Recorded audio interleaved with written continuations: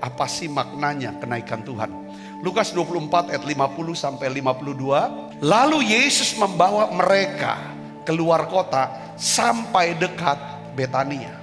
Di situ ia mengangkat tangannya dan memberkati mereka.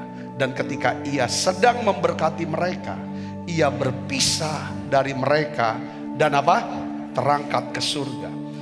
Mereka sujud menyembah kepadanya. Lalu mereka pulang ke Yerusalem dengan sangat bersukacita.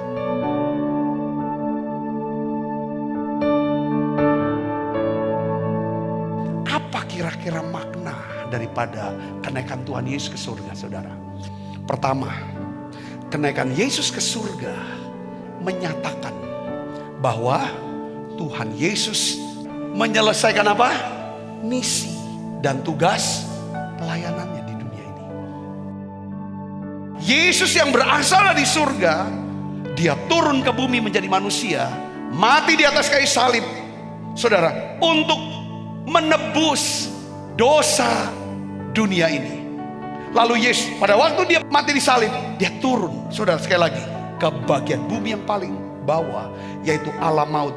Untuk apa, saudara?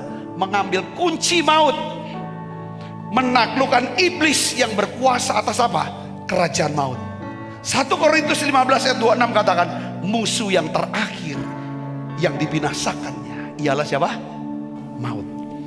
Saudara dan saya menjadi orang percaya pada Yesus itu bukan karena kita yang pilih dia, tapi dia pilih kita. Kalau Tuhan pilih, pasti Tuhan punya tujuan. Dia mau apa, saudara? Supaya kamu pergi menghasilkan buah.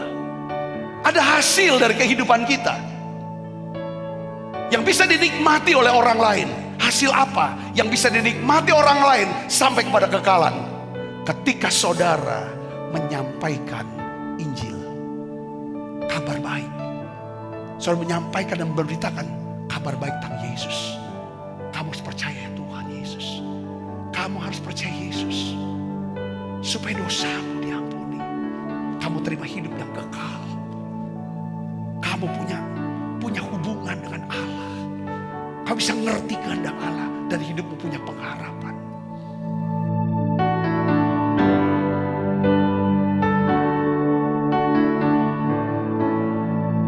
Yang kedua, Yesus naik ke surga untuk menyediakan tempat buat kita di surga. Yohanes 14 ayat 1 sampai 3. Janganlah gelisah hatimu, percayalah kepada Allah, percayalah juga kepadaku.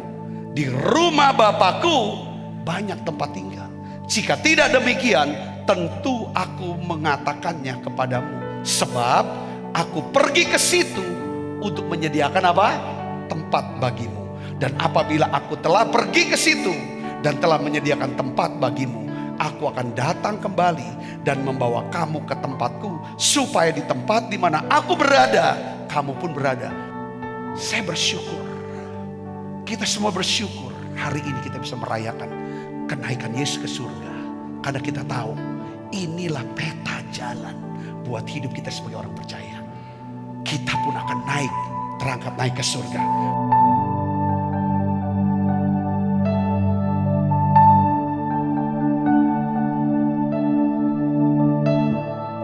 Yang ketiga, kenaikan Yesus ke surga, dia memberikan apa, saudara?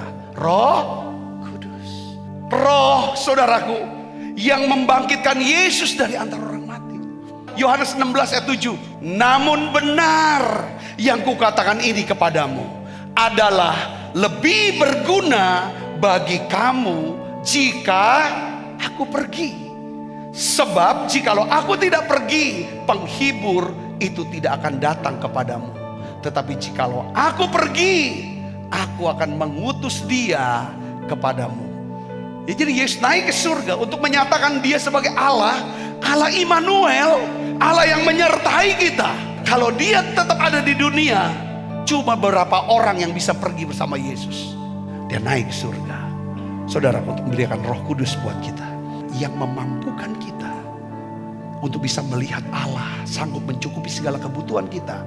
Siapa? Roh Kudus.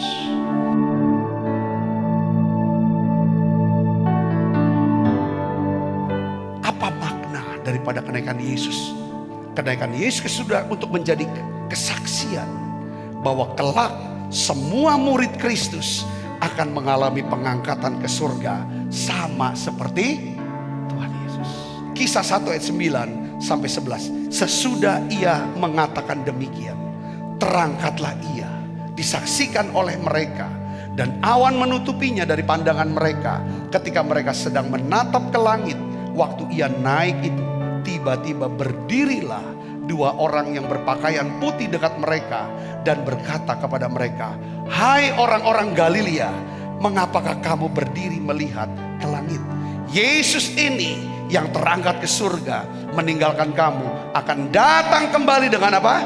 Cara yang sama seperti kamu melihat dia naik ke surga. Jadi semua bangsa murid supaya pada waktu Yesus datang kedua kali, yang ngalami rapture, pengangkatan, pakai tubuh kemuliaan, semua para murid.